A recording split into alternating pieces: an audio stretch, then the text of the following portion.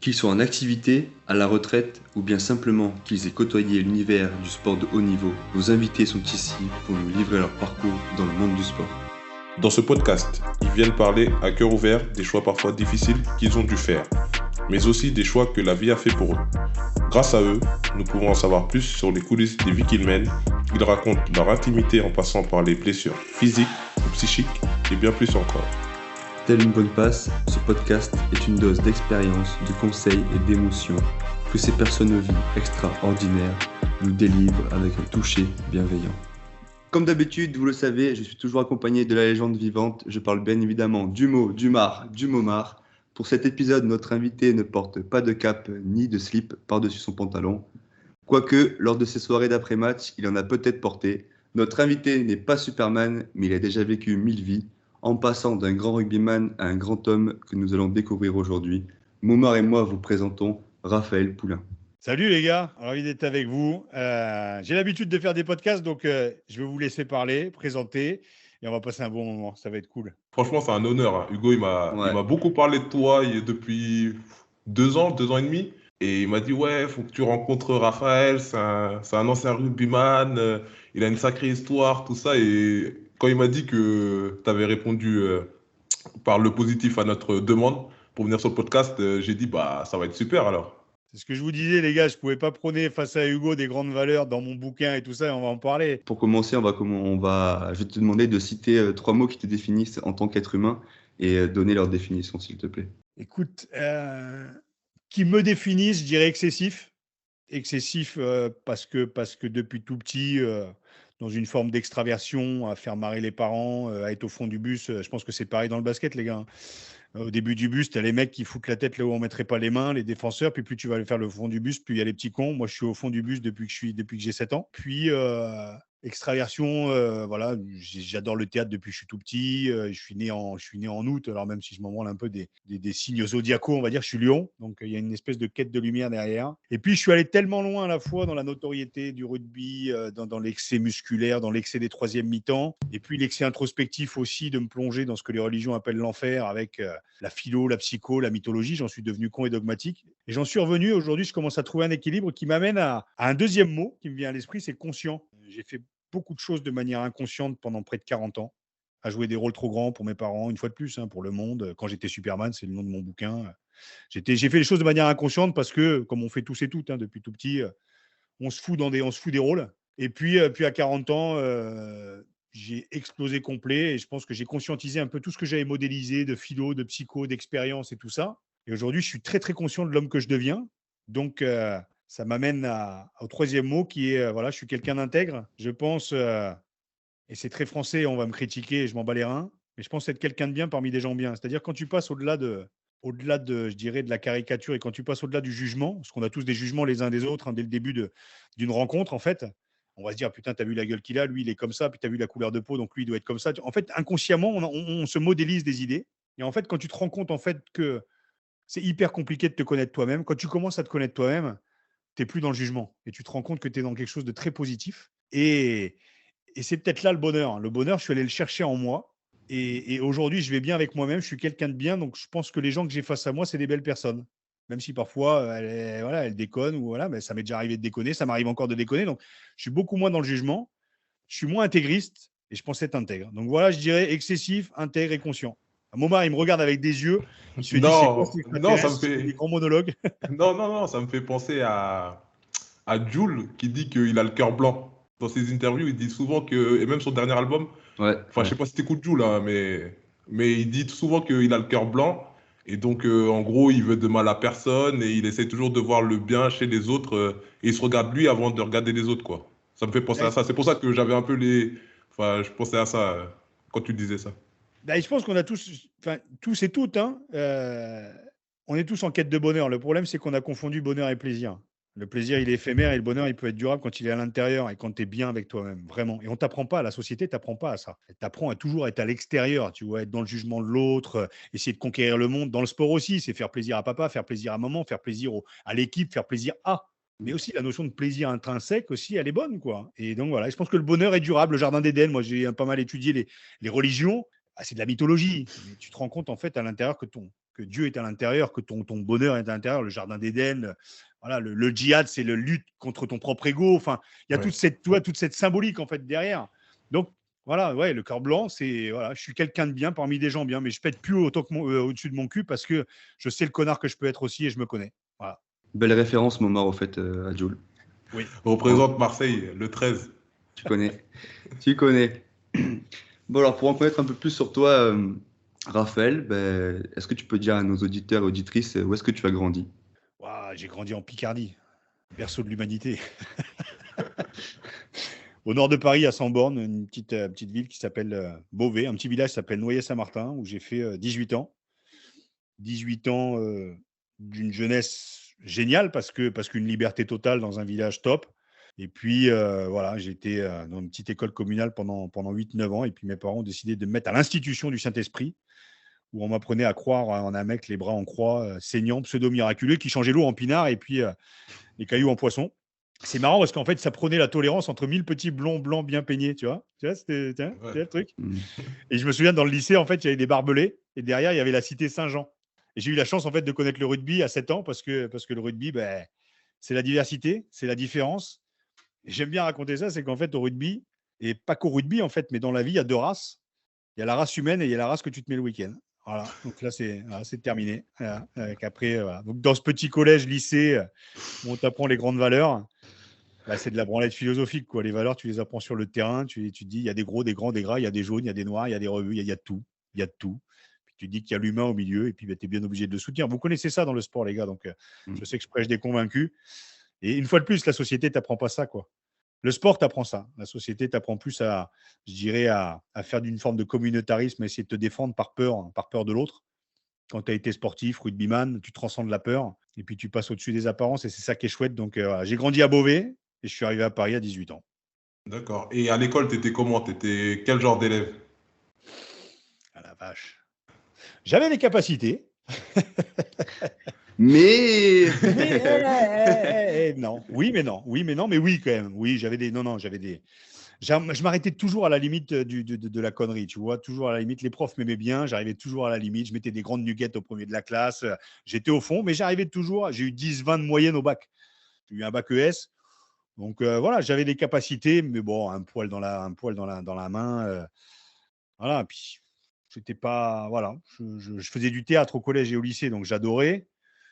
Mais j'étais un élève qui était dans le ventre mou, mais branleur au fond de la classe, quoi. Ouais, Le chauffage, quoi. Le chauffage, la sieste, tu la connais en cours de latin avec le fluide glacial, tu vois, qui traîne à côté, quoi. Et puis la prof de latin qui peut plus te blairer, quoi, parce que tu es un branleur, tu colles tes crottes de nez sur le mec de devant. Mais oui, branleur. À ce point-là. Aujourd'hui, les gars, on parlerait d'harcèlement moral dans d'harcèlement scolaire, bien sûr. J'étais de cela. Et je m'en excuse d'ailleurs à toutes celles et ceux que j'ai pu marbrer pendant toutes ces années. J'ai un con. Ouais, un con. Mais je le dis, hein, là, je suis sérieux, j'ai eu un con. Ouais, j'ai eu des comportements de merde, quoi, tu vois, le fond de la classe. Bon, et t'es venu au rugby, alors comment ça s'est passé? Ouais, hyper naturellement, parce que mon père est pas très sportif. Mon père me dit, mais il parlait avec ma mère était dans la cuisine, mon père dans la salle à manger. Et mon père il me dit, putain, il a joué au ping-pong, il bouffe des balles, il fait du judo, il a déjà pété 2 clavicules, je sais pas quoi faire. Et il m'a amené au rugby, et le rugby, je suis encore amoureux de ce sport aujourd'hui, mais c'est les hommes que j'aime, quoi. Après, la balle me manque, bien sûr, le vestiaire me manque, les tribunes me manquent, mais j'ai vécu une histoire d'amour extraordinaire avec ce sport. Et je commence à 7 ans. Je me souviens de Robert, c'était 3 coussins, coups humains. Anne-Marie Lenormand, c'était le sac de plaquage, ça. Et Anne-Marie Lenormand, c'était ma première entraîneur de rugby. Luc, mon meilleur ami, qui est encore mon meilleur ami aujourd'hui, avec qui j'ai commencé. Voilà, tu sais pas que tu vas faire carrière parce que le rugby n'était pas encore professionnel. On est en 87. Et puis, un corps qui se développe aussi. Tu vois, j'arrive à 17 ans avec 1m86 et 92 kilos. Je suis arrivé à Paris, les mecs, ils m'appelaient le tronc. Tu vois, j'arrivais, j'étais bleu, j'étais roux, j'avais des pattes rousses, j'avais des Doc Martens. Je me prenais pour un gothique alors que j'écoutais Alanis Morissette. Je faisais des pogos à 18 ans, je foutais des mecs dans des grilles d'arbres. Et puis voilà, donc j'avais un certain potentiel physique, mais pas obligatoirement la technique. Et puis après, la machine s'est lancée rapidement et, et voilà. Comment tu as pu progresser comme ça, enfin être, je sais pas, un monstre du rugby en jouant à Beauvais alors que c'est pas un endroit référencé. Généralement, les rugbyman, ils viennent du sud-ouest, ils ont un parcours, enfin la famille rugby. Comment toi tu as tu t'es développé dans un endroit qui n'était pas fait pour le rugby, entre guillemets. Déjà, j'aime ce sport, comme je te dis. J'étais arrière, donc j'avais une liberté totale. Je me régalais, quoi. Je me régalais des troisièmes mi-temps, je me régalais. Et puis, j'ai un physique, en fait, qui est un peu hors de la norme. Tu vois, je fais, à 17 ans, je disais, 1m86, 92 kilos. Et en un an, je prends 8 kilos de muscle sans me doper. J'ai pas D'accord, pris. Donc, ouais. je suis arrivé à 18 ans, Bernard Laporte, dès 17 ans, à la fin, il me dit, avec 100 kilos, tu seras le meilleur. J'ai pris 8 kilos de muscle, je me suis foutu sous les barres. Et en fait, c'est le moment où tu es en fin de développement physique, 17, 18 ans, 19 ans. Et j'ai la capacité à prendre, alors beaucoup plus facilement aujourd'hui de par les couvades que j'ai fait avec mes fils, déjà, j'ai pris 15 barres. Et puis en sortie des fêtes, là, je te prends des bonnes raclettes dans la gueule. Mais je vais me foutre 3 semaines au sport, je vais perdre 7 kilos et je reprends du muscle. J'ai un physique qui fait que. Donc j'avais le physique, en fait, en arrivant à Paris, pour répondre à ta question, Omar. J'avais le physique, mais je n'avais pas la technique. Donc au début, je commençais à péter des défenses. J'ai pété, mais je défonçais des mecs. Les mecs ne s'attendaient pas à ça. Et au fur et à mesure, les corps des autres aussi, de mes adversaires, se sont développés. Sauf que moi, j'avais les lacunes techniques, c'est-à-dire que je ne savais pas faire une passe. Je sais que c'est une des prochaines questions que vous allez me poser, les gars. Mais je n'ai jamais su faire une passe. Donc voilà, j'ai joué sur mes facultés physiques qui étaient hors de la norme. Et puis au fur et à mesure, la machine s'est un peu désintégrée, on va dire. Et comment tu as vécu, justement, donc tu disais, tu es passé de Beauvais à directement au Stade Français. Comment tu as vécu ce changement de vie radical? Je dis toujours, il n'y a pas d'éducation de notoriété. Déjà, tu n'arrives pas avec ta clé de bagnole de sport sur le bar en disant c'est qui le patron. Tu vois, déjà, ça ne marche pas. Mais pourtant, c'est l'image qu'on s'en fait, en fait, de la notoriété. Et j'ai roulé dans des bagnoles de sport. Voilà, au VIP, j'étais pote avec les videurs, j'étais pote avec Jean Roch. Et quand je dis pote, vraiment, parce qu'en plus, Jean Roch aimait beaucoup le rugby, tu prends ça dans la gueule et de manière hyper naturelle. Moi, j'ai pris, on m'a dit tiens, vas-y, on te file de l'oseille, paye pas ton loyer. La Sécu, je connais pas. La Mutuelle, je connais pas. Et vas-y, amuse-toi. Qu'est-ce qu'on ferait? Mais on est au début des années 2000. Le rugby se découvre professionnel. Donc, tu es au Stade Français, tu as les pom-pom girls, tu as les calendriers, tu es dieu du stade. Donc, tu as l'ego qui est boursouflé un peu quand même, quoi. Puis tu y vas, quoi. Et puis tu croques, hein. Donc, c'est une vie extraordinaire. Alors, à la fois, je dirais, dans les moments glorieux, on va dire, parce que j'ai eu la chance de gagner 3 titres et de faire 5 fois les calendriers. Donc, dans le paraître, on va dire que le tableau, il est chambé. Il va faire rêver tous les jeunes de 20 piges aujourd'hui qui vont écouter ce podcast. C'est génial, c'est super. Sauf que derrière, tu as 6 opérations. J'ai une couille qui a explosé, j'ai les 2 épaules défoncées, j'ai le bras éclaté, j'ai les genoux défoncés, j'ai mal aux chevilles et j'ai 42 ans. Et encore, je porte mes gamins du bras gauche parce que du bras droit, j'ai le bras qui couine. Donc, le tableau, quand tu le vis, il est génial. Mais quand on revient, c'est plus compliqué. Mais à croquer, si on te dit, tiens, Omar, ou tiens, Hugo, et vous l'avez connu un petit peu, alors peut-être à moindre niveau, peut-être à plus de niveau que moi encore. Tu gagnes de l'argent, tu es connu, tu es dans un microcosme où tu joues dans des stades pleins. Ok, alors il y a des mecs qui ont fait une bien meilleure carrière que moi, et félicitations, et la plupart d'ailleurs. Mais moi, j'ai été connu à 19 piges, on m'a mis sur un piédestal, et puis voilà, donc j'ai dit, oui, je prends, donnez. Et je me suis régalé. C'était à cet âge-là, il n'y avait pas des agents, enfin peut-être c'était le début du rugby, comme tu dis, professionnel, mais il n'y avait pas des agents, vous n'avez pas des conseillers un peu qui vous donnaient des petits tips ou même des anciens pros qui vous conseillaient un peu par rapport à ça, comme toi, tu peux le faire maintenant auprès des jeunes. Alors, les anciens pros, ils étaient aussi débiles que moi quand j'avais 20 ans. Donc, c'est ça le problème. Quand tu tombais sur un mec comme Christophe Dominici, qui est un mec extraordinaire. J'ai eu Hervé Chaffardon il n'y a pas très longtemps. Le mec, quand on est arrivé, il avait 34 ou 35 ans. On avait 20 ans, nous. C'était un grand frère, mais il avait le même je dirais, niveau d'intelligence émotionnelle. Mais là, tu es à 110% d'intelligence émotionnelle. Les mecs sont tellement généreux. Et puis, tu prends, et en plus, tu gagnes. Donc, tu es au milieu d'une constellation de stars et tu gagnes. Moi, la machine s'est enrayée. Donc, Max Godini, en plus, tu lui mettais pas d'argent parce que j'étais issu du club, tu vois, j'étais issu de la formation du club. Donc, tu lui mettais pas d'argent entre les pattes pour aller négocier ailleurs. Et pourtant, j'avais un ami qui est devenu un ami proche, Miguel Fernandez, qui est l'un des plus gros agents du rugby aujourd'hui, qui débutait à l'époque. Mais j'avais pas de garde-fou. Mes parents, oui, mais les parents, je leur disais, mais écoutez, vous m'avez pris la tête pendant 18 ans, maintenant je vis ma vie, les gars. Et ma mère qui m'avait conseillé d'aller voir un psy à 20 ans, non, mais je vois à travers le club. Et attention, on ne parle pas de coaching mental et tout ça à l'époque. On commence à en parler aujourd'hui et c'est encore tabou. À l'époque, non. Donc, tu es lancé et puis voilà. Et puis, très vite, j'étais au fond du bus avec les mecs de 5, 6, 7, 8 ans de plus que moi. Donc, ils m'ont fait cette place-là. On avait tous notre place un peu dans le bus, nous les jeunes. Voilà, la machine était lancée, ça s'est enrayé, mais il n'y a pas de regret aujourd'hui. Mais à l'époque, c'est vrai que j'avais pas de garde-fou. En tout cas, j'entendais pas les messages aussi. Il y a ça aussi. J'entendais peut-être pas les messages subliminaux, on va dire. Et parlons un peu de tes blessures. Alors, on va parler d'abord de tes blessures physiques. Elles sont arrivées assez tôt, toi, dans ta carrière. Comment est-ce que tu as géré ça?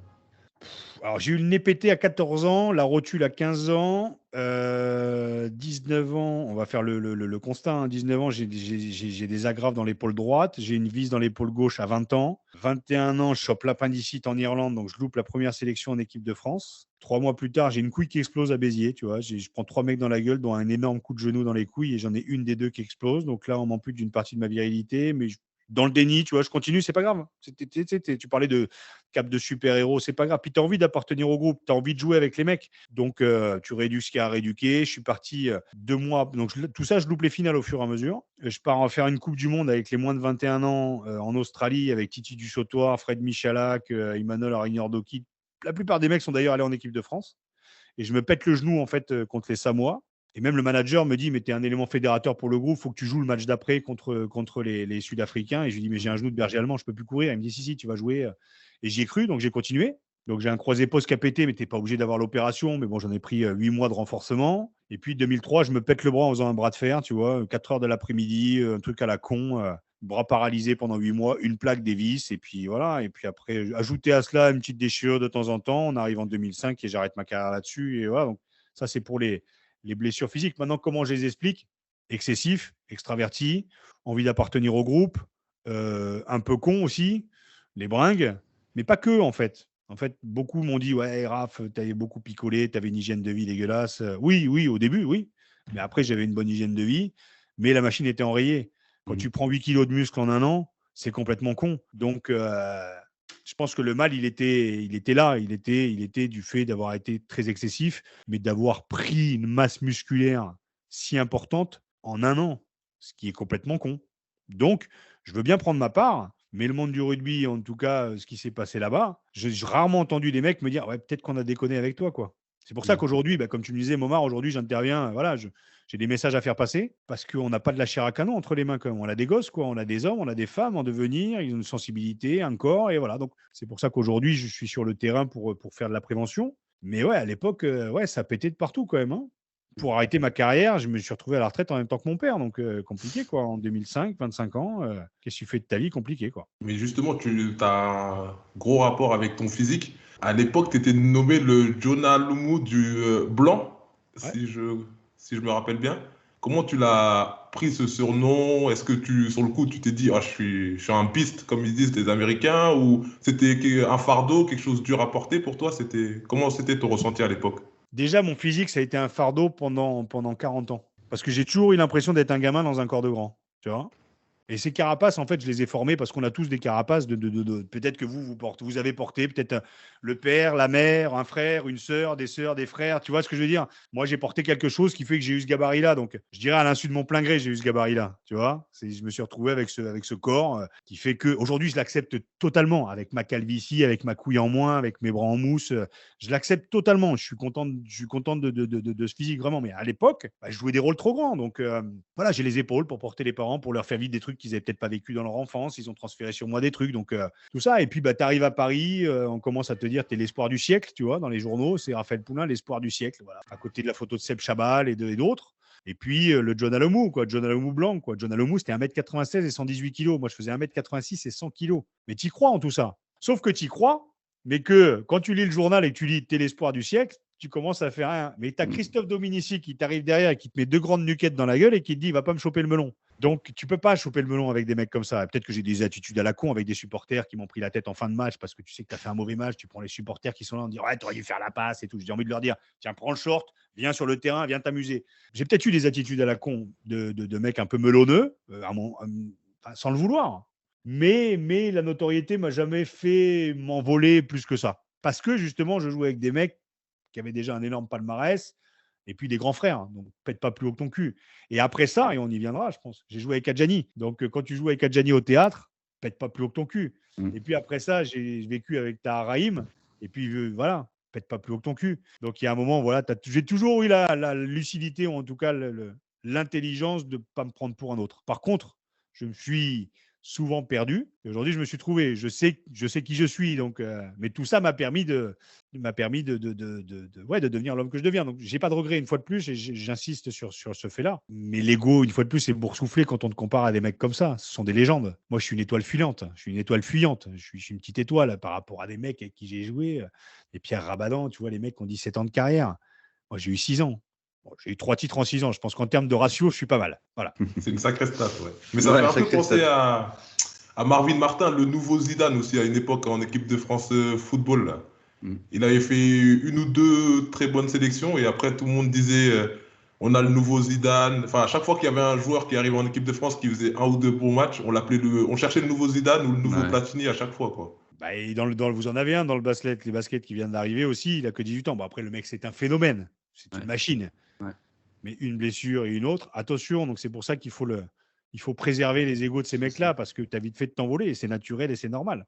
Tu vois, Wembanyama, comme tu disais, Victor Wembanyama, tu vois, lui, je trouve, il est très, très bien encadré. Que ce soit mentalement ou physiquement, il est très bien encadré, je trouve. Et dans son attitude, on voit pas que c'est un mec qui prend le melon, justement. Il est là, il est carré, il fait son truc, tu vois, il se prend pas la tête. Et pour lui encore, même s'il est pro, il est jeune, mais ça se voit que pour lui, ça reste un jeu quand il joue. Pour lui, ça reste un jeu, tu vois.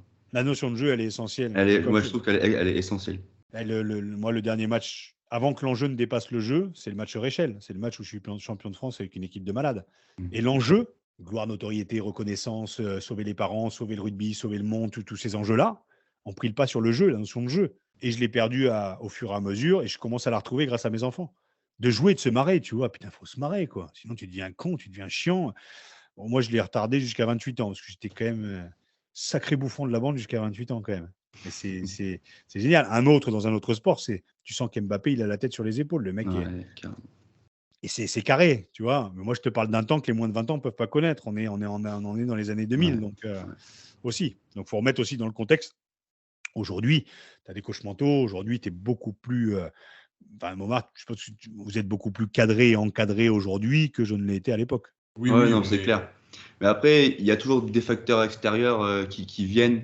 Tu vois, moi, je vois, par exemple, dans le foot, les parents, c'est une catastrophe, tu vois. C'est vrai, c'est dans le foot, ça peut être dans le basket, peu importe le sport, mais les parents qui veulent absolument que leur enfant devienne la nouvelle star, tu vois. Enfin, on monte trop vite les gens, et pareil avec les journaux, tu vois, les journalistes, c'est pareil. Et au final, le jeune, il se perd dans ce truc.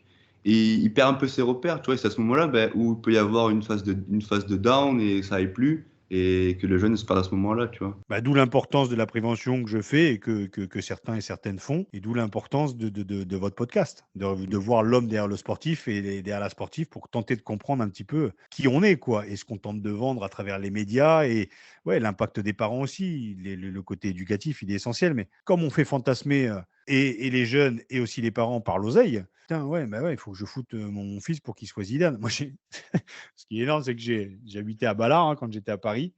Et j'ai amené mon fils au RCP 15. Et les mecs m'ont reconnu, donc ils m'ont dit venez entraîner avec nous. Je dis non, moi je savais pas faire une passe à l'époque, laissez-moi tranquille. Je fais mon footing, tu vois, à côté à Ballard. Et puis mon fils, il joue au rugby, quoi. Mon fils, il en avait rien à foutre du rugby, quoi. Au bout de 2 mois, j'ai senti que et voilà, là il fait du frisbee, il fait du kung-fu, il veut faire du foot, et il fera ce qu'il veut. Mais c'est vrai j'ai eu la chance de connaître justement l'envers du décor, comme vous avez pu le connaître dans le milieu du sport de haut niveau. C'est bien d'y toucher, ce qui fait que derrière, alors faut pas recracher dessus, faut pas dire non, je vais faire complètement l'inverse de ce que j'ai vécu. Il fera ce qu'il veut. Mais c'est vrai que tu vois de plus en plus de parents, aussi au rugby sur le bord de terrain, qui disent vas-y, fracasse-lui la gueule, qui engueule les entraîneurs. J'en ai vu 2-3, je les ai pris en travers, quoi. Les mecs m'ont dit mais t'es qui toi? Je dis écoute, je vais t'expliquer un peu la vie, papa, viens ici là, viens t'asseoir sur l'épaule, écoute, je vais te raconter la life. Et au bout d'un quart d'heure, je lui ai expliqué gentiment, mais arrête de te comporter comme ça. Qu'est-ce que tu veux pour ton gosse? Et surtout, qu'est-ce que tu veux pour toi? C'est peut-être un truc que t'as pas vécu et que tu essaies de transférer sur ton gosse. Donc c'est des facteurs qui sont importants à prendre en compte aussi, ouais. Et pour revenir sur tes blessures, dans ton livre, tu dis qu'à un moment donné, tu dis que tu es payé à rien foutre quand tu es blessé. Et comment tu as vécu, toi, cette mise à l'écart un peu, en fait, cette mise à l'écart forcée due aux blessures, cette mise à l'écart du groupe? Comment est-ce que toi, tu l'as vécu mentalement? Comment tu t'es senti à ce moment-là, à l'époque? Tu te caches. C'est pour ça que je dis toujours, alors déjà, quand une carrière s'arrête, ou au moins quand elle est mise sur pause, quand tu es blessé, le train passe. Et puis, c'est là où les addictions peuvent arriver. Tu vois, l'alcool, la drogue, le sexe, enfin, le jeu, il y en a plein. Hein. Ah ben moi, c'était le rhum, tu vois. Tu es dans le déni, tu es tout puissant. En plus, tu as cette image aussi de l'extérieur, tu vois. Quand tu sors dans les bars, les mecs te reconnaissent un peu, tu vois, veulent se tester un peu. Et tu as vite fait d'avoir une mornif qui part, tu pètes un nez, tu te fais fendre aussi. Voilà. Et puis il y a des bagarres, et puis il y a l'alcool, et puis il y a la solitude aussi où tu te retrouves chez toi avec cet argent, avec tes 20 DVD que tu achètes par semaine, tes téléphones portables que tu achètes par semaine ou par mois. Voilà, il y a une espèce d'excès aussi. Tu dis que tu ne mérites pas cet argent. Donc moi, j'ai donné après. Hein. J'ai donné à mes amis, j'ai donné à mes sœurs, j'ai donné à tout le monde. Hein. J'étais ruiné à la fin de ma carrière. Et j'ai pas de regrets parce que j'ai cette nature-là aussi et que c'est moi. Mais ouais, tu dis que tu mérites pas en fait de vivre ces moments-là, quoi. À la fois les moments difficiles, mais même les moments glorieux. Je me disais, bon. Donc c'est des moments qui sont difficiles. Et je les ai pas vécus une fois, deux fois, trois fois. Je les ai vécus 6 fois. Donc puis tu lèves pas le bouclier, tu vois. Tu lèves le bouclier, mais tu es en costard. C'est difficile, quoi. Donc tu participes à la plupart des matchs, mais en fin d'année, bah, tu n'y es pas. Donc tu y es. Hein, j'ai les boucliers. Hein. Mais ils prennent la poussière dans un placard parce que c'est pas ce qui manque quand ça s'arrête. Ce qui manque, c'est tes potes, c'est la vie sociale que tes parents se sont créés, que tu t'es créé, c'est tout un microcosme qui manque. Donc la blessure, elle t'as un temps d'arrêt, tu vois. Et il est difficile à vivre. Il y a une forme de solitude avec tes kinés, ce sont tes psys, quoi, tu vois. Ouais. Voilà, donc c'est difficile. C'est difficile. Mais j'en suis revenu, mais ouais c'est compliqué. Vu que tu venais pas du rugby de base, est-ce que quand on discute avec tes amis, ils arrivaient à comprendre, par exemple, tes blessures ou tes difficultés? Vu qu'ils viennent pas du rugby, ils connaissent pas trop ce monde professionnel, même le monde du rugby en général. Est-ce qu'ils arrivaient à te comprendre quand tu leur expliquais, si tu leur expliquais ta situation? Bah non, parce que je ne la comprenais pas moi-même à l'époque. Aujourd'hui, je peux tout comprendre. Hein. Je me suis analysé en long, en large, en travers. Je fais 15 ans d'introspection. Je dire ça, c'est l'histoire. Hein. Mais à l'époque, tu sais, j'ai des potes qui m'ont dit, mais Raph, freine en muscu, freine en rééducation, freine sur le terrain, freine en troisième mi-temps. Enfin, mets un peu le frein à main. J'entendais pas non plus aussi. Hein. Et puis, on était dans un microcosme stade français parisien aussi qui fait que tu es dans un rythme, quoi. Donc, on verra plus tard, tu fous sous le tapis. Mais c'est la vie, ça. Mais de manière caricaturale, je l'ai vécu. Donc, ouais, je foutais sous le tapis et puis j'entendais pas non plus. Donc, et puis, je voyais des potes qui faisaient leur carrière. Hein. J'ai des potes qui ont joué jusqu'à 35 ans et qui me disaient, un Pierrot Rabadan, Mathieu Blin, les mecs avec qui j'ai commencé en Réchelle qui ont fait une carrière extraordinaire. Mais j'entendais pas. Et puis, comme je dis, hein, on est entre 2000 et 2005. Donc, c'est une période faste pour le Stade français. Le rugby se découvre professionnel. On ne parle pas de coaching mental, on ne parle pas d'accompagnement. Et puis voilà, et puis le train passe, et puis je suis sur le côté, quoi. Voilà, et c'est pas une fatalité, hein, mais c'était dur. Ouais. Tu disais que tu as eu 6 opérations, tu as des kilomètres de cicatrices, et on parle toujours du côté physique. On dit, voilà, comment il va s'en remettre physiquement, mais mentalement, avec 6 opérations, ben, quand on prend le Raphaël avant les 6 opérations et le Raphaël après, on peut se dire que ben, mentalement, t'es plus le même homme. T'es passé par des étapes que des joueurs non blessés ne sont pas passés, et t'as eu le temps de cogiter, de réfléchir un peu à ta vie durant ces moments de convalescence. Mais comment tu as vécu tout ça, toi, en tant que personne? Je l'ai pas mentalisé pendant cette période-là. J'ai surtout là dans la période quand j'arrête ma carrière en 2008, parce que donc j'arrête en 2005, je fais 2 années de théâtre et de cinéma et je reviens une année dans un club et je fais une année où je fais chou blanc, tu vois, je joue pas un match parce que des petites déchirures à la con. Mais j'ai tout analysé après. Quand tu es dedans, en tout cas, moi, quand j'étais dedans, je réfléchissais pas. Aujourd'hui, on peut prendre le temps, et puis c'était pas dans ma nature de réfléchir à ce moment-là. Je réfléchissais pas, donc ça coulait. Et le mal-être, il était physique, il était mental, mais j'ai pas cherché à comprendre, en fait. Aujourd'hui, comme je dis, j'ai tout compris. Mais ça a été, tu sais, ces années entre 2008 et on va dire 2020, où il a fallu que je comprenne tout, et j'ai tout compris, en fait. J'ai tout compris, mais c'était après coup. On ne parlait pas de coaching mental, on ne parlait pas de psychologie, on ne parlait pas d'essayer de comprendre le pourquoi comment tu te pètes une épaule, puis l'autre épaule. On ne parlait pas du rapport. On a toujours dissocié, mais c'est sociétal et ça va au-delà du sport. On a toujours dissocié la tête du corps. Et moi, j'ai fait ça aujourd'hui. C'est pour ça que je dis que je sais qui je suis.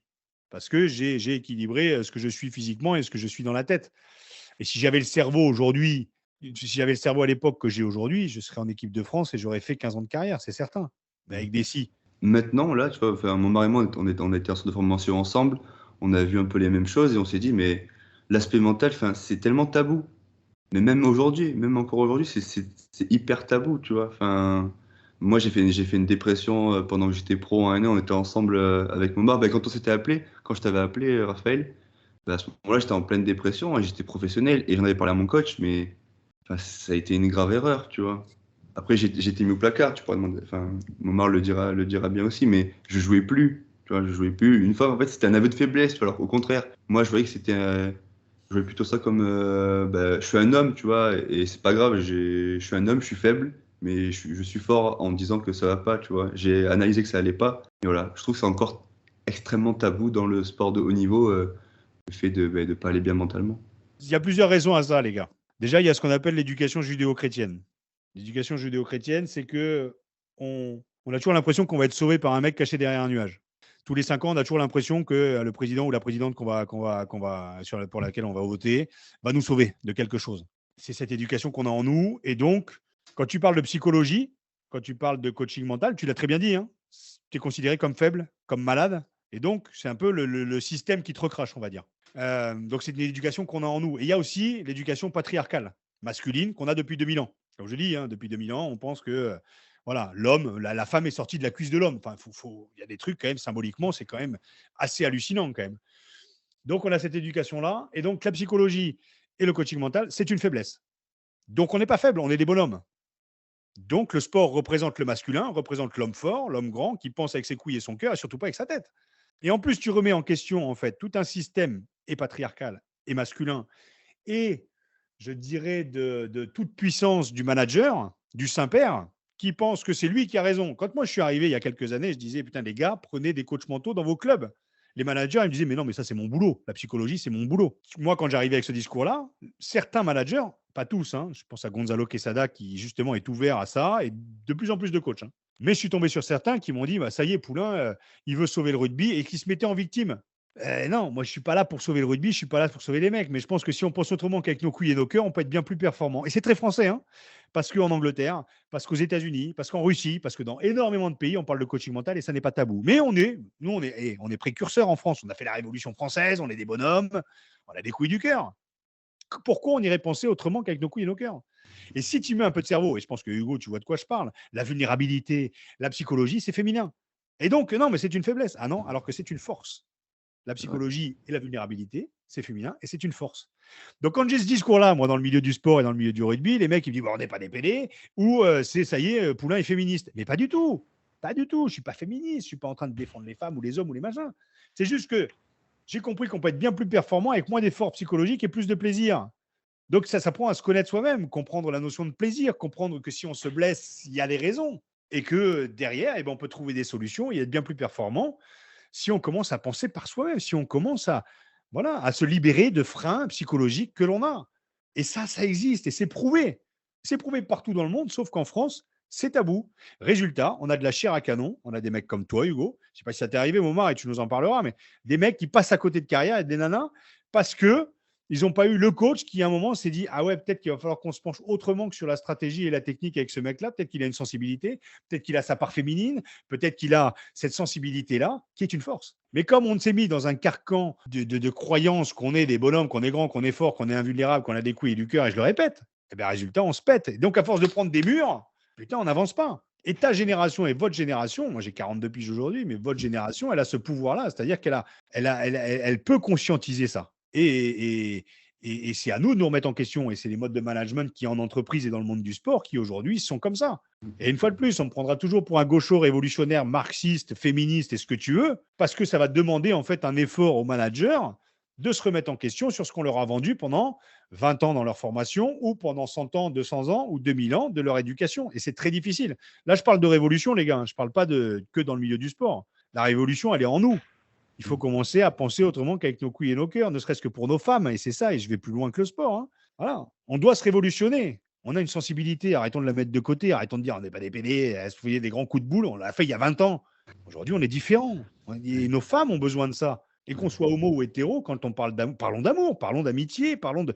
Vous savez qu'il y a 3 formes d'amour dans la vie. Il y a l'amour éros, c'est la passion. L'amour philae, c'est l'amour d'âme à âme. Je vous parle d'amour, c'est l'amour que moi j'ai avec mon meilleur ami, Luc. C'est philae. Il n'y a pas d'attirance physique, mais j'aime l'homme qui devient et que je deviens. Et même, c'est pareil avec Tahar, avec tous mes potes.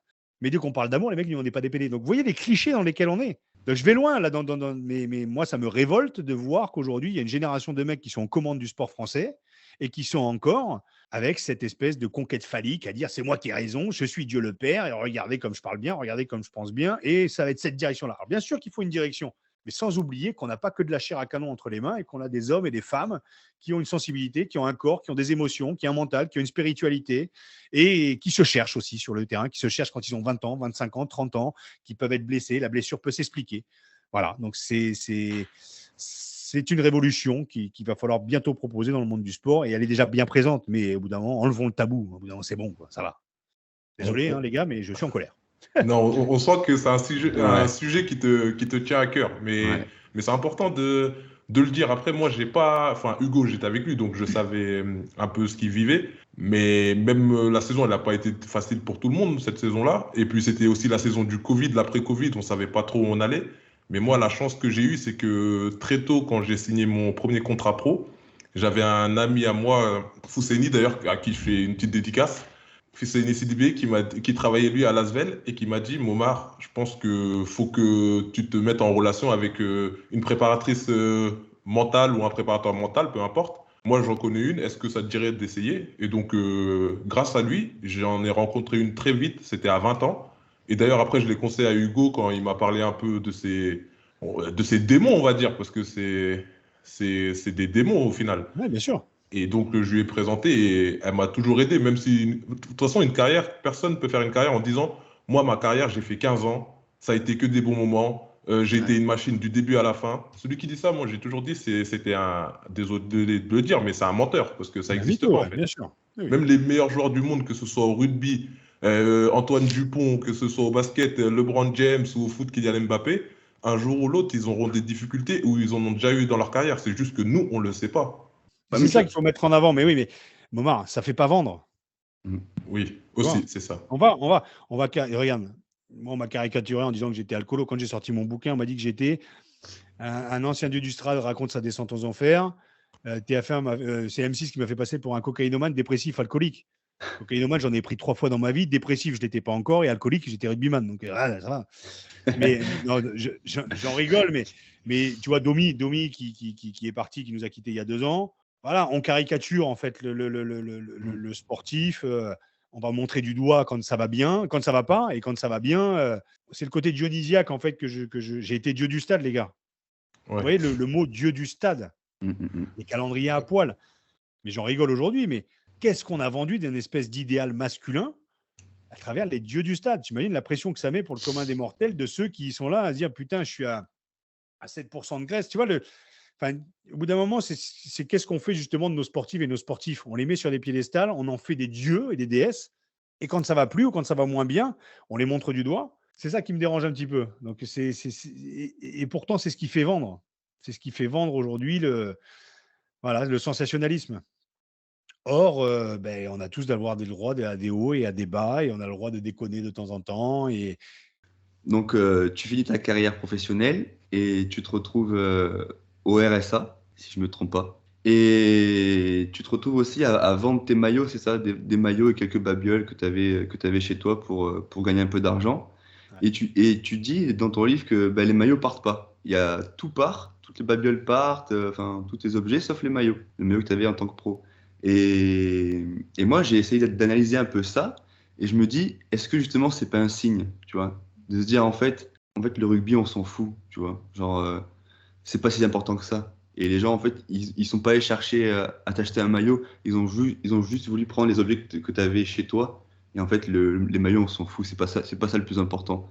Est-ce que comment t'as analysé ça, le fait de te retrouver au RSA, que tu vendes plus, que tes maillots partent pas, mais qu'au final tous tes objets sont partis sauf tes maillots, tout ce que tu as incarné avant n'est pas parti? Parce que enfin, je me suis pas posé la question par rapport au maillot. C'était des maillots d'entraînement. Ouais, c'est une période assez délicate, ouais. Ouais, pour remplir le frigo, il a fallu que je vende certains trucs et rien n'est parti. Donc je pense que symboliquement, quand tu sors du microcosme du rugby, les gens s'en branlent en fait. Tu es dans un microcosme. Il y a peut-être 1 million de personnes qui m'ont connu à un instant, on va dire 1 million de personnes qui s'intéressaient au rugby. Je parle des adhérents, je parle de ceux qui suivaient le Stade français, je parle de ceux qui nous détestaient. 1 million sur 65 000, enfin, qui à l'époque devait être 60 millions, 60 millions. Bon. Donc c'est un coup dans ton ego, mais bon, c'est comme ça. Après, c'est C'est la vie. Moi, je rêvais d'être comédien. Donc, et puis, j'étais dans une forme de matrice où j'étais en train de décomposer un petit peu tout le monde moderne qu'on m'avait vendu. Donc, je ne l'ai pas vécu comme un échec. L'échec, je vais le connaître un peu plus tard. Là, on est en 2010 à ce moment-là, mais l'échec, je vais le connaître en 2013 quand je vais faire un burn-out et je vais finir à l'HP. Ouais, mais à ce moment-là, je le prends pas mal parce que je suis dans mon rêve de devenir comédien. Je suis encore dans une utopie de croire que j'ai du talent, alors que pas du tout. Mais voilà, je suis dans un truc où. Non, ce qui m'a marqué le jour de cette brocante-là, c'est qu'il y a un homme politique qui nous cirait les lattes quand on était dans le vestiaire, qui était un élu du 14e. On est à Vercingétorix. Et je vois le mec passer devant moi. Il me reconnaît, hein. Et puis, il me serre la paluche et il me dit ah, c'est compliqué, hein, l'après-carrière. Puis j'ai envie de lui dire mais qu'est-ce que tu connais à la vie, toi? Qu'est-ce que tu connais? Il était tout gras, tout dodu, tout en sueur. Il faisait chaud en plus. Une fois de plus, hein, j'ai la jugulaire qui a encore monté à 160. J'ai dit vas-y, freine, mimosa. Mais voilà, c'est ce qui m'a marqué de ce moment-là. Après, c'est comme ça que commence le bouquin d'ailleurs. Mais je ne vais pas faire chialer la ménagère, hein. J'étais au RSA, mais mon banquier était fan de moi. Donc, il m'a laissé un découverte 20 000 balles. Donc, je sais pas. À la limite, la pauvreté, elle n'était pas obligatoirement que pécuniaire. Ouais, ouais. Elle était plus dans la perdition. J'étais sur une pente et je ne m'en rendais pas compte. Mais voilà, après, la symbolique des maillots, Tu aujourd'hui, l'as pas j'en vu comme rigole. ça. Ouais. Ouais, aujourd'hui, j'en rigole. Ouais. Et ils sont où ces maillots aujourd'hui? Peut-être que c'est des pépites maintenant, hein. J'avoue, tu peux te faire Mais grave du bif, hein. parce que c'est les deux maillots alors, là, c'était des maillots d'entraînement, mais on garde tous symboliquement le premier maillot. Moi, comme un con, j'ai changé le maillot de la finale Réchelle et j'ai un maillot de Pau, le numéro 6 de Pau, alors que je jouais numéro 15, ça n'a pas de sens. Mais j'ai deux maillots, moi, qui m'ont marqué. C'est un d'un quart de finale que j'ai fait Coupe d'Europe au Parc des Princes. Et puis un autre, c'est Thomas Lombard, qui est aujourd'hui DG du stade et avec qui j'ai fait les 400 coups, qui m'a donné son maillot de la finale 2003, gagné contre Toulouse. Et ils sont là. Mais la richesse symbolique, elle est monstrueuse. Elle est monstrueuse. Ça va au-delà des petits boucliers que j'ai chez moi, tu vois. C'est ça, symboliquement, c'est fort.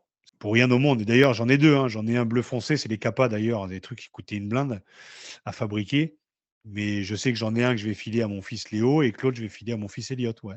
Il y a les boucliers, hein. Les boucliers, ils prennent la poussière, mais ces maillots-là, ouais, symboliquement, ils iront à mes fils, quoi. Après, ils en font ce qu'ils veulent, hein. Une serpillière. Non, je rigole. Mais je leur expliquerai, à travers ça, je leur expliquerai justement, ça fait partie de la transmission. Mais à votre époque, en plus, je suivais pas mal le rugby à cette époque-là. Et vos maillots, franchement, c'est vrai que le Stade français, c'était un club, je sais pas, c'était un peu le club, on va dire, NBA du rugby. Un Ouais. peu, ils ont Ah, révolutionné En plus, le avec vos rugby couleurs. avec le côté commercial, un peu show-off à l'américaine. Et moi, j'étais tout petit, hein. Et c'est comme ça, c'est grâce au Stade français que j'ai commencé à suivre le rugby, quoi. Et c'est vrai ouais. que ces maillots-là, ils ont marqué même mon esprit. Le Le rose-bleu, là, rose-bleu, c'est. ouais. Il y avait l'éclair aussi, non? Il y a Ouais, pas... alors Ouais. le rose, il est arrivé en 2005, mais il y avait les éclairs. Ouais, mais Momar, tu as dit exactement ça. Max Gozzini a révolutionné le rugby. Il est arrivé au bon moment, le rugby se découvrait professionnel. Paris, le rose, une sensibilité, les calendriers, les pom-pom girls, les motos, les trucs, les descentes, les mecs descendaient en parachute. C'était fou. C'était fou. Il a popularisé le rugby et il a fait un truc, il en a fait un show à l'américaine. Exactement. Et nous, on est au milieu. Toi, tu es acteur, tu es comme les footballeurs américains qui sortent, là, qui fracassent le mur en polystyrène là, et qui arrivent sur le terrain. Nous, on l'a vécu au Parc des Princes. On est arrivé au milieu du Parc des Princes, 45 000 personnes, que du bleu et rouge. C'était magnifique. C'était fort. Et du jour au lendemain, on va dire, bah, tiens, va trouver du boulot, va te prendre 2000 balles par mois, et puis ce qui est énorme aujourd'hui, hein, mais va trouver du boulot. Alors que tu as vécu ça, c'est fou. C'est fou. On a vécu quelque chose de vraiment de hors norme au Stade français. C'était génial. Ouais. Et comment t'as accepté le fait que tu ne serais plus rugbyman? Que tout change de tout. Je pense que je l'ai accepté assez rapidement, même si j'ai couru, mais ça c'est plus l'addiction au sport, hein. C'est quand tu arrêtes, je fais 4 fois du sport par semaine encore aujourd'hui, hein. C'est les potes qui manquent. C'est tout ça. Après, c'est accepter de vieillir à un âge où normalement tu vieillis pas, hein. 25, 26, 27 ans, ça a été compliqué, hein. C'est surtout les hommes qui m'ont manqué, ces ambiances, cette vie sociale. Mais après, j'ai vite enchaîné avec les cours de théâtre. Je me suis fait une autre vie sociale. Je suis revenu aussi une année au Racing où j'ai vu que le rugby avait changé 2007-2008. Et puis, j'ai toujours été spectateur un peu de ce qui se passait depuis, surtout au Stade français. J'ai vraiment suivi parce que j'ai des potes qui jouaient toujours. Mais le deuil, je dirais pas du sportif, en tout cas du rugbyman. Le deuil du rugbyman, il s'est fait assez rapidement, mais le deuil du sportif, il a été très compliqué à faire. Pour plein de raisons, mais il a été très, très compliqué à faire. Parce que mes potes gagnaient, mes potes jouaient, tu vois, à 32, 33 ans, quand moi, mon bouquin sort, je fais un burn-out, je finis à l'HP. En fait, je vis un moment de dépression véritable à l'âge où on arrête sa carrière, donc à 33 ans, alors que j'ai arrêté 8 ans auparavant. Donc voilà, j'ai vécu un cycle comme un sportif de haut niveau, je dirais. Voilà, je me suis senti vraiment à la retraite quand je suis sorti de l'HP. Ouais. Mm. Et d'ailleurs, les spécialistes disent ils appellent ça la petite mort. Tu Ouais. vois, c'est pas anodin. Je trouve ça, c'est vraiment pas anodin. Mais quand on t'écoute, on sent que t'es un passionné et t'aimes encore ton sport. Mais pourquoi t'as pas décidé de rester dans le monde du rugby, devenir manager ou même juste consultant à la télé ou je sais pas, directeur de centre de formation, ce genre de choses? Pourquoi tu t'es pas vraiment resté dans le milieu du rugby? Alors qu'on sent que tu as quelque chose à transmettre à la nouvelle génération, quoi.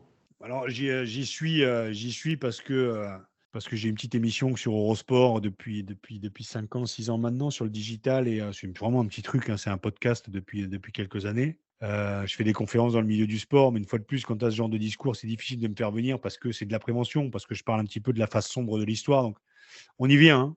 J'ai créé aussi une association de prévention des risques psychosociaux et de soutien psychologique aux sportifs et aux sportifs en fin de carrière, tu vois, suite au décès de Christophe Dominici. Donc j'ai toujours gardé un pied dans le sport. Devenir manager, il y en a qui sont très très bons et je ne souhaite pas avoir leur vie parce que c'est des mecs qui sont passionnés, mais qui du jour au lendemain peuvent sauter parce que c'est pas le groupe en général qui saute, hein. Tu vires pas 30 mecs, tu vires le manager. Donc, et puis c'est pas un métier que je pourrais faire. Moi j'aime, comme tu le vois, Momar, et comme tu le vois, Hugo, hein, j'aime bien raconter des histoires. Moi, je suis passionné par les hommes, je suis passionné par mais derrière, d'aller manager des mecs, d'aller manager 35 mecs 5 jours sur 7, voire 7 jours sur 7, sûrement pas. Sûrement pas. Je ne serais pas compétent pour ça et je vois où sont mes limites aussi aujourd'hui, hein. Donc, je garde un pied dans le rugby parce que je vais voir les matchs. Je bosse aussi pour le Stade français. J'ai un petit format qui s'appelle le Soldat Rose au Stade français, mais pas plus. Et c'est très bien comme ça. Mais j'ai toujours gardé un pied dans le rugby. J'ai toujours gardé. Je suis supporter de ce club à la vie à la mort. J'aime ce club. J'aime les hommes voilà, qui sont mes amis aujourd'hui. Voilà, donc je garderai jusqu'à ma mort un pied dans le rugby parce que ça fait de moi ce que je suis. Donc j'ai toujours un pied dans le rugby, Momar. Après, sur le plan médiatique, j'arrive avec du lourd. Mais vous verrez bien. Mais déjà, Ouais, on peut avoir une petite exclue, peut-être. Ouais, dans la bonne. C'est lié à l'association. Déjà, je vais faire une tournée. J'ai envie de faire une tournée de 10 conférences dans les 10 grandes métropoles françaises pour raconter mon histoire. Et puis d'en faire un documentaire qui s'appellerait Quand j'étais Superman 2. Voilà, Ok. il y a le bouquin, il y aura le documentaire, ce sera un 5 x 12 minutes. Et puis le seul en scène, ce sera Quand j'étais Superman 3. Et c'est ce que je raconte sur scène. Et puis voilà. Donc, mais voilà, on va. Non, Je ne c'est vais pas bien. dire qu'on va envoyer du lourd, hein, mais je vais raconter mon histoire et c'est ce que je fais depuis des années et de manière hyper positive, mais avec des rires, avec des larmes, avec un vrai voyage, quoi. Si je remarque que les gens au sortir du Covid ont envie de se reconnecter à leurs émotions, donc je vais arriver avec ça et déjà, moi, je prends mon pied déjà aujourd'hui. Les gens, on fait un podcast, donc les gens ne voient pas la gueule que j'ai, mais je pense que quand j'en parle avec la banane que j'ai, et voilà, je sais que je suis à ma place aujourd'hui. Donc, je ne vais pas me spoiler, comme disent les jeunes. Avec Momar, on a lu un livre qui fait un peu écho à ce que tu dis, de ce que tu viens de dire. Et je voudrais citer un passage. C'est un livre de Wissem Belkacem. Ouais. Je sais pas si tu connais. Non, Ça, dis-moi. ça s'appelle Adieu ma honte et c'est un ancien joueur du TFC au foot. Donc je cite: Le centre de formation est un endroit hors norme où tout est décuplé. On peut y gagner autant qu'on peut y perdre, c'est-à-dire beaucoup. Passer des années dans un tel cadre permet d'acquérir une grande force physique et mentale et peut conférer une pugnacité qu'on a rarement à un âge si jeune. Mais les objectifs de rentabilité y rendent le facteur humain plus que secondaire. C'est pourquoi on peut quitter le centre de formation plus fort que tout, trop même, ou bien dévasté, dépouillé d'une jeunesse qu'on n'aura jamais vécue au dehors, pour sortir à un Mbappé. Combien de jeunes ont été sacrifiés? Qu'est-ce que t'en penses, Raphaël? Et j'en pense que j'ai fait une tournée des 10 pôles espoirs en 2013, 2 ans après mon bouquin. Et que c'était la génération des Baptiste Serin, il y a toute une génération de mecs qui sont sortis. Et donc, j'ai vu 300 gamins. En tout, on va dire qu'il y en avait 30 dans chaque centre de forme, dans chaque pôle espoir. Il y avait 10 pôles espoir. Et je l'ai fait en un mois, la tournée, hein, avant de finir à l'HP, d'ailleurs, pour l'anecdote. Et en fait, je pense que le discours que j'ai eu et qui a impacté, il y a d'ailleurs une vidéo qui s'appelle Quand j'étais Superman sur Internet, Ouais, qui dure elle 10 y est, minutes. ouais. qui a marqué au-delà du rugby, je pense. C'est cette tournée que j'ai faite. Et je me rends compte aujourd'hui qu'elle a impacté, oui, cette génération de mecs qu'on voit à la télé en top 14, mais pas que les 30 mecs qui ont réussi, mais les 270 autres qui ont arrêté, ou en tout cas qui n'ont pas percé. Parce que les centres de formation, comme il l'explique bien là, c'est que ça formate. Et que oui, c'est assez magique parce que tu vis dans un microcosme dédié au sport, mais que le jour où ça ne marche pas, tu rentres avec ta cape de super-héros qui est trouée, tu as 19-20 ans, tu n'as pas franchi le cap physique ou du talent, et tu te retrouves avec papa-maman à côté, et tu as un truc qui s'arrête et qui meurt. Tu parlais, Hugo, de la petite mort. C'est exactement ça. C'est-à-dire, qu'est-ce que je fais de ma vie? Surtout dans un moment, en fait, je pense que à 18, 19, 20 ans, enfin 14, 15, c'est toute la construction de l'ego aussi, c'est toute la construction de l'homme et de la femme aussi qui se construit en tant que futur, on va dire. Et que tu prends un coup dans la gueule à un âge où tu ne devrais pas prendre ce coup dans la gueule.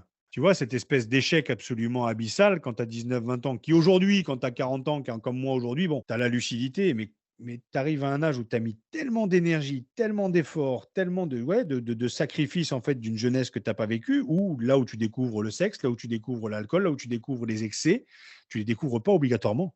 Donc, tu arrives à 19-20 ans, ta cape de super-héros est défoncée, et puis tu te retrouves avec tes parents qui te disent bah ouais, mais tu n'aurais peut-être pas dû abandonner les études, tu n'aurais peut-être pas dû faire. Voilà, et puis avec le regard aussi de la société qui fait que qu'est-ce que je vais faire de ma vie en fait? C'est sans ça que c'est un abyssalement dur.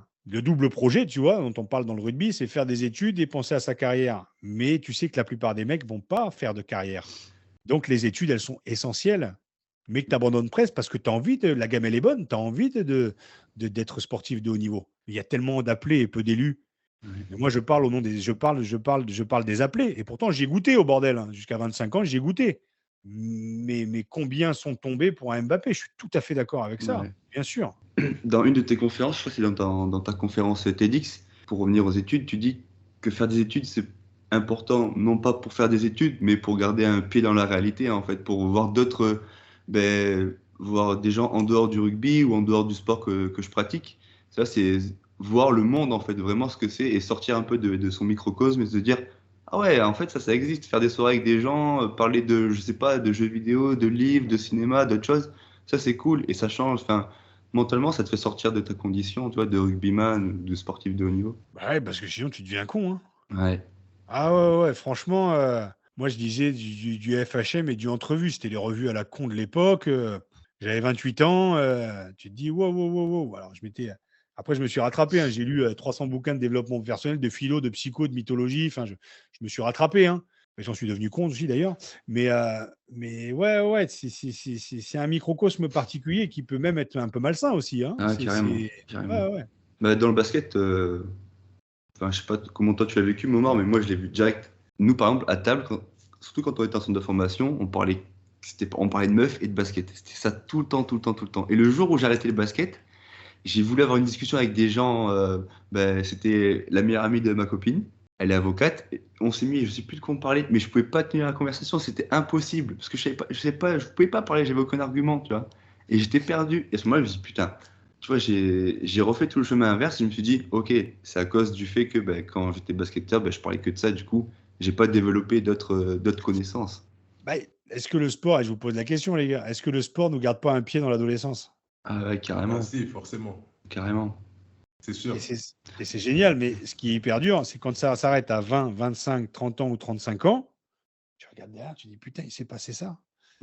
Et dis maintenant, on va retourner dans la vie normale. Mais c'est quoi la vie normale? Moi, j'ai vécu ça pendant 20 ans. C'est pour ça que les gens qui sont dans la vie normale, ils comprennent pas pourquoi les sportifs pètent des câbles. Tu as vécu ça, en fait. Et ouais, tu te retrouves dans des discussions où, putain, t'es trivé papa avec 3P il y a 5 mois, et là, tu te retrouves à devoir parler de philo, de machin.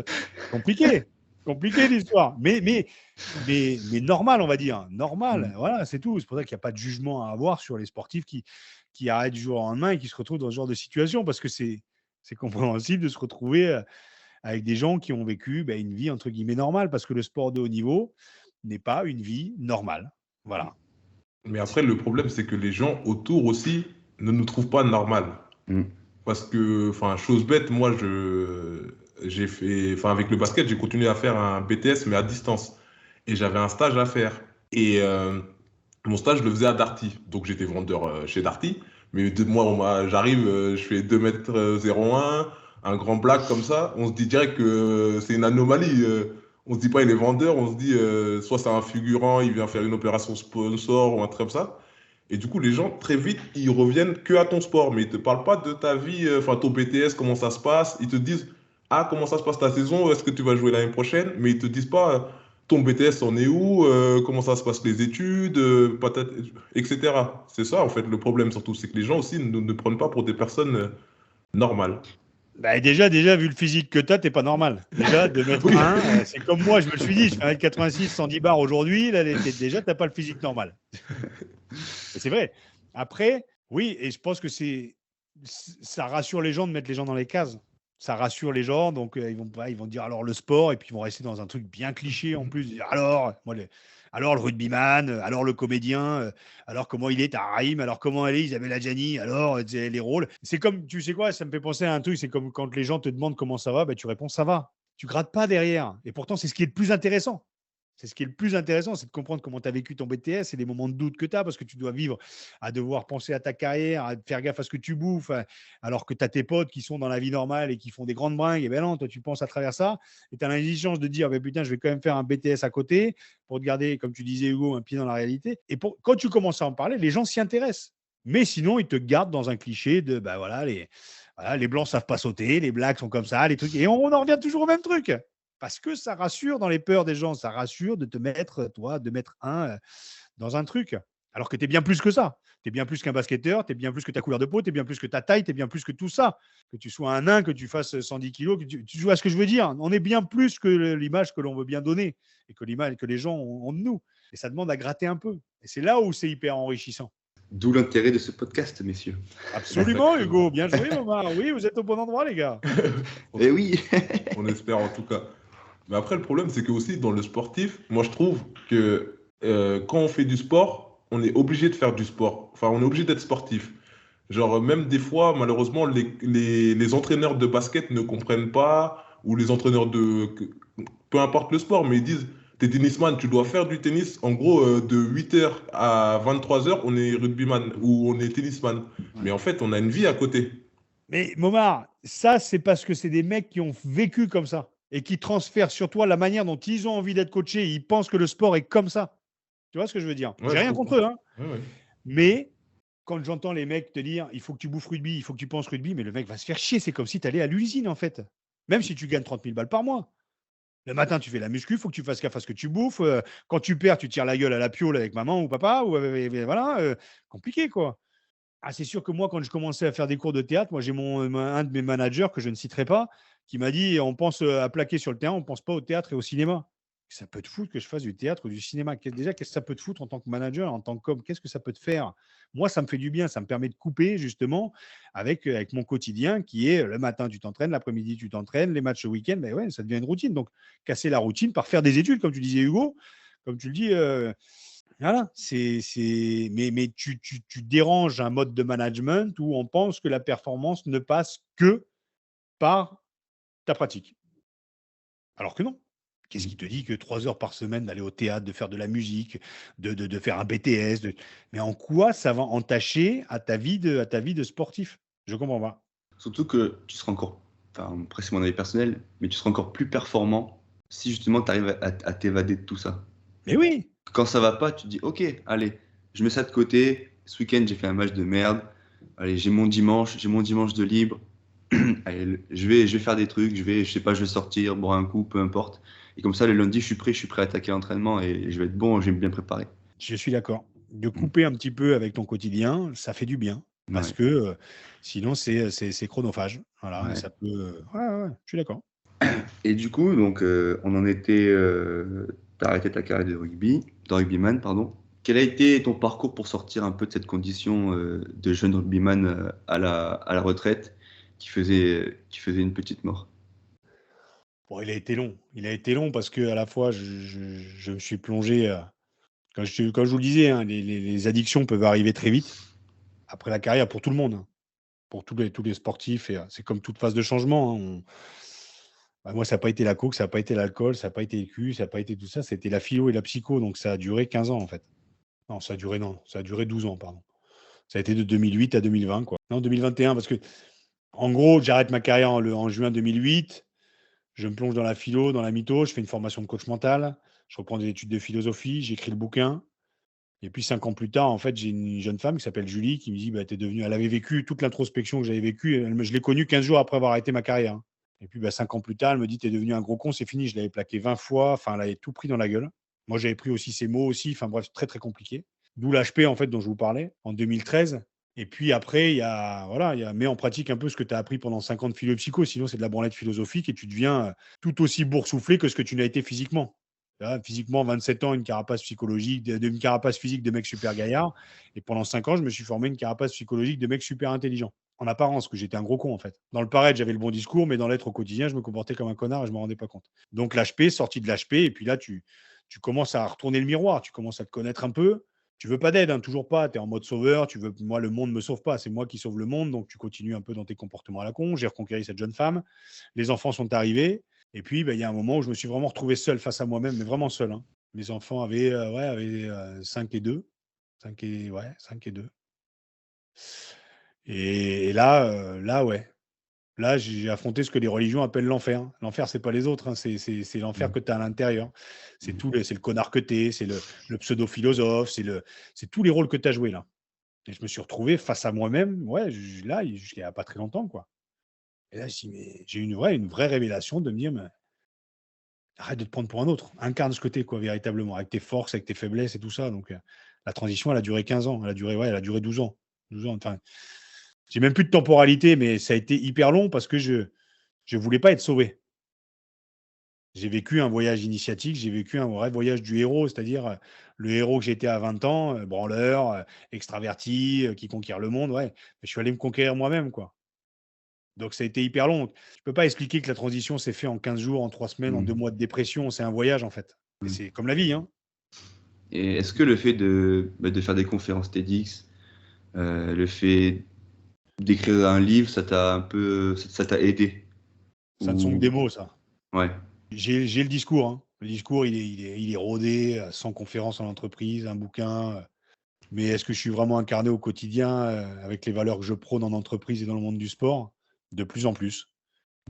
Mais ça a été un putain de chemin. Donc, oui, ça a été thérapeutique. J'ai mis à l'extérieur, tu vois. Ouais, parce que souvent, enfin, on dit, enfin, les psys, ils disent que faut sortir justement tous ces mots qu'on a en nous et justement les mettre, enfin voilà, les mettre en mots, tu vois, sortir nos mots pour les mettre en mots. Exactement. Et voilà, donc je me demandais si justement Non, ça t'avait aidé. c'est salvateur. C'est salvateur, mais je me suis rendu compte que le bouquin, il est ce qu'il est, que les conférences, elles étaient ce qu'elles étaient, mais que dans le paraître, tu penses que tu es un bon mec, ou en tout cas les gens pensent que tu es un bon mec parce que tu fais des conférences, parce que tu as écrit un bouquin, mais dans l'être au quotidien, si tu te comportes encore comme un connard avec ta femme ou avec tes gosses, c'est ce putain de grand écart qui fait mal aux couilles. Donc au bout d'un moment, je m'en suis rendu compte, quoi. Puis j'en ai pris des coups dans les couilles. Donc jusqu'au jour où il a fallu retourner le miroir et dire arrête-toi, arrête de vendre du rêve ou du fantasme. On va dire, vends la réalité. Ouais. Et aujourd'hui, maintenant, ouais, je sais qui je suis et tout ce que j'ai pu faire jusqu'à maintenant me permet de me regarder en face et d'être quelqu'un d'intègre, d'être entier, quoi. Je suis en devenir, j'apprends encore et je suis sur mon chemin. Mais je me laisse plus happer par mon putain d'ego de sauveur, de victime, de coupable. J'ai plus envie de jouer ces rôles-là, c'est terminé. Donc, tout ça était un processus qui m'a amené aujourd'hui. Tous les mots dont tu parles, justement, MOTS et MAUX, m'ont amené ici, maintenant, à me dire, ouais, je vais bien. Donc, c'était en tout cas vital de vivre tout ce que j'ai pu vivre jusqu'à maintenant, quoi. En fait, j'ai l'impression que tu as envie de prévenir la jeune génération et de dire, les gars, il se passe ça, soyez-en conscients et maintenant faites les choses pour que ça s'arrange, tu vois, genre. Hugo, c'est plus de la transmission, c'est plus de la prévention, c'est de la transmission. Mm. Je suis devenu père et je me rends compte aujourd'hui, et c'est un film, je ne sais pas si vous avez déjà vu le film Lucie. Ah ouais. Ouais, il y a Morgan Freeman et comment elle s'appelle cette actrice? C'est qui joue dans Avengers, là. Comment elle Ouais, s'appelle Scarlett Johansson. Scarlett Johansson, ouais. Scarlett Johansson, donc il y a un truc de drogue, elle a de la drogue dans le ventre et qui lui fait en fait exploser. Elle passe de 10% d'utilisation de son cerveau à 100%. Enfin, et à un moment, elle échange par téléphone avec Morgan Freeman, qui est un neurologue, en tout cas un spécialiste du cerveau. Elle lui dit non, mais c'est quoi le but dans la vie? Et Morgan Freeman il lui répond c'est la transmission. Moi, aujourd'hui, j'ai des enfants. Aujourd'hui, je vois le monde qui évolue. Donc, ça va bien au-delà du sport, en fait, ce que je fais. En fait, je suis un héros conscient. Ce que je veux dire par là, je suis un anti-héros parce que je suis encore un connard, parce que j'ai une couille en moins, parce que j'ai des tares, parce que j'ai. Mais, voilà, j'aime l'homme que je deviens et je me dis que j'ai envie que les gens, non pas pensent comme moi, mais qu'ils se révèlent à eux-mêmes, quoi. Et que c'est ensemble qu'on va sauver le monde. C'est pas moi tout seul face à mon écran à parler à 20 gonzes ou même au théâtre à parler de 300 personnes ou même si un jour je fais ce documentaire et qu'il y a 300 millions de personnes qui le voient. En fait, c'est pas mon ego que je vais nourrir. C'est de dire, mais putain, mais ouais, le voyage, il est hyper intéressant quand il est vécu ensemble, mais qu'il va falloir s'éveiller à autre chose que chat, bitcoin, Twitter, Facebook et tous ces réseaux sociaux et tout ça, qui nous coupent en fait les uns des autres. Donc, ça va au-delà du sport, ce que je fais et que ma volonté, c'est que on est tous dans le même bateau, on est tous dans la même galère et que moi, ce que le sport m'a appris, ce que les anciens m'ont appris, c'est que on est au soutien les uns des autres et puis on avance, peu importe la couleur de peau, peu importe la race, peu importe tout ça. Comme j'ai dit, il n'y a qu'une race, c'est l'humain et voilà. C'est ça que je veux dire.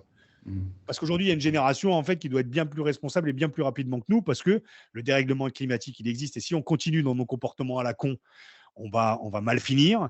Que moi, pour mes enfants, j'ai envie de livrer quelque chose de plutôt positif, mais de conscient, de dire que voilà, tout ce que j'ai appris, j'ai envie de le livrer pour qu'on se révèle à nous-mêmes, hommes et femmes, mais que l'être humain se révèle à lui-même. C'est ce que les religions nous apprennent, ce que la philo nous apprend, c'est ça. C'est dire qu'on est des belles personnes ensemble et qu'on peut construire le monde de demain, mais qu'il va falloir se bouger le cul. C'est ça l'idée. Donc ça va au-delà de la transmission dans le sport, ça va au-delà de tout ça. C'est comment on s'aime différemment, comment on s'apprécie nous-mêmes, quel est le but de la vie, quel est le sens de la vie, qui sommes-nous sur cette terre. Qu'au bout d'un moment, ces questions-là, elles sont essentielles, quoi. Et c'est pas Hanouna qui va nous répondre. Hein. C'est pas les réseaux sociaux qui vont nous répondre. C'est pas tous ceux qui sont cachés derrière les écrans qui vont nous répondre à dégueuler sur l'autre qui est différent et tout ça. Non, c'est pas tout ça. C'est ensemble, au quotidien, dans nos actes, en fait. C'est l'éducation qu'on va donner à nos enfants. C'est ce qu'on va partager les uns les autres dans nos moments de faiblesse, dans nos moments de faille. C'est ça qui est important. Et en tout cas, moi, c'est le but de ma vie. Hein. Ce n'est pas une question de prétention ou quoi. Si encore j'étais inconscient de tout ça, c'était les fameux 3 mots dont tu m'as parlé tout à l'heure, Hugo. Il y a le mot conscient, en fait. Ouais, je suis bien conscient et j'ai envie de prendre ma part en tant que citoyen et en tant qu'homme responsable, en fait. Ouais, j'ai 42 ans aujourd'hui et ouais, je me prends pas pour Jésus. Avant mon burn-out, je me prenais pour Jésus. On disait, regardez l'amour, Philae, l'amour héros, c'est tout ça, mon cul sur la commode. Mais je me prenais pour Jésus inconsciemment, je voulais sauver le monde. Aujourd'hui, je trouve que la vie est belle, mais elle peut être encore plus belle justement si on vit ces moments-là ensemble, si on les vit ensemble. Donc voilà, c'est ce que le sport nous a appris, c'est de se transcender en fait. J'aurais peut-être dû rajouter ça dans les 3 mots, j'en aurais rajouté un 4e, c'est la transcendance. C'est de transcender l'ego d'enfants meurtris qu'on est tous et toutes, de l'adolescent là, qui se trimballe. Putain, devenons des adultes, quoi. Vas-y, marrons-nous, rigolons, devenons responsables, acceptons la différence, acceptons l'autre. Enfin, c'est ce que nous apprennent les religions, quoi, au bout d'un moment. Incarnons-le, quoi. Il n'y a pas de communautarisme. Et avec du recul, ces années passées, t'en penses quoi de ta carrière, de ce que tu entreprends aujourd'hui quelle conclusion tu pourras en faire, on va dire? La réponse déjà à qui suis-je, c'est je suis. Voilà, je vous laisse avec ça, messieurs. Mais au-delà de ça, non, au-delà de ça, j'aurais tellement de choses à dire par rapport à ce que j'ai appris aussi en philo sur l'instant présent, c'est là, quoi. La vie, elle est là, quoi. On y est. Donc, allons-y. Et de manière positive. J'ai aucun regret, moi, de ce que j'ai vécu. À part le fait d'avoir fait mal à la femme que j'aime et qu'elle m'ait fait du mal et que les gens aient pu me faire du mal, tu vois. Mais je ne les nourris plus. En tout cas, j'apprends à ne plus les nourrir. J'apprends à pardonner aussi de manière inconditionnelle. Parce que le pardon, il est beau, hein, mais tu en gardes toujours un peu dans la poche, tu vois. Je te pardonne, mais je vais te remettre une bonne claque dans ta gueule si tu commences à sortir de ma réalité, tu vois. Donc, je suis sur mon chemin et voilà, si j'avais des regrets, tu les nourris et puis encore, et puis encore, et puis encore, puis tu deviens con. Moi, le vieux con, je l'ai déjà été pendant des années, donc j'ai plus envie. Et puis mes enfants, ils m'apprennent un truc, c'est que le jeu, il est hyper important pour eux, quoi.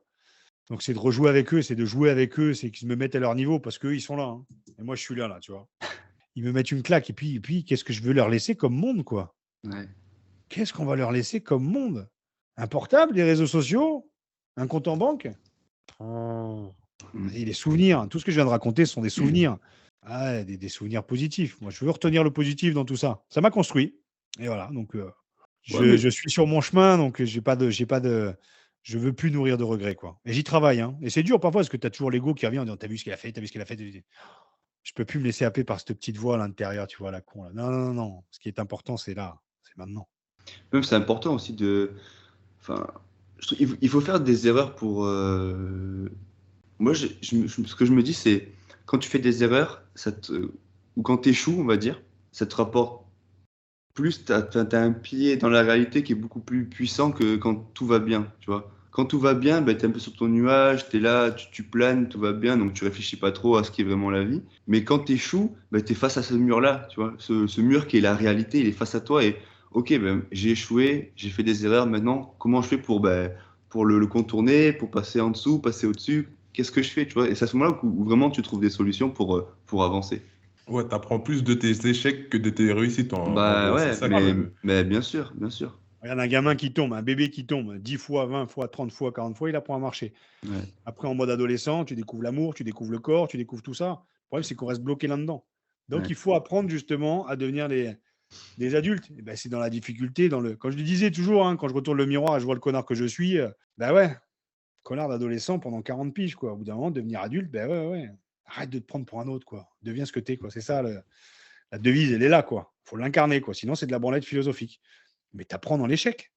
Ouais. T'apprends dans l'échec, bien sûr. Et pour terminer ce podcast, cet épisode en tout cas, pour toi, quelle est la définition d'une bonne passe?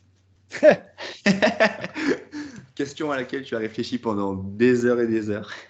Ah non, non, non, pas des heures, parce que ça m'est vite venu. J'ai marré quand tu m'as envoyé ça tout à l'heure, mais je me suis spoilé auprès de vous deux tout à l'heure, mais on va le dire aux gens.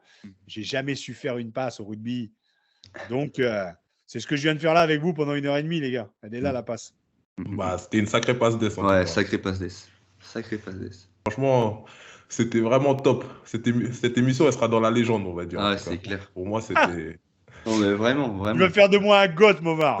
Hein? Ah, c'était. Non, franchement, c'était. Vraiment, c'était le top. On a 1h30, mais c'est passé tellement vite. Ouais, c'est clair.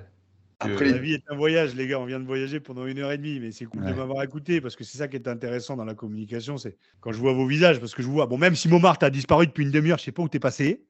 Ah bon? Et quand je vois les regards, tu te dis, bah ouais, elle est là la transmission, on partage, quoi. Puis il y a des sourires, puis il faut se connecter à nos émotions, et puis arrêter de se la raconter positive près du soleil, quoi. Ouais, il fait chaud, mais allez voir dans l'ombre aussi.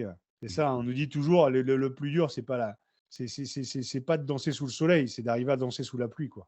on a un gimmick à la bonne passe. C'est en fait, pour la faire rapide, quand je t'avais appelé, j'étais avec on jouait avec Momar en N1, comme je t'avais raconté. Ouais. Et notre coach, tout le temps, dès qu'on faisait une passe, il disait tout le temps bonne passe, bonne passe. Et en fait, ce podcast, il est venu, c'est pas pour te serrer les pompes, hein, mais quand je t'avais appelé, en fait, je m'étais dit, il y a un truc qui va pas et j'ai envie d'en parler, tu vois. Et je me suis dit, ok, c'est ce podcast, on va l'appeler La Bonne Passe.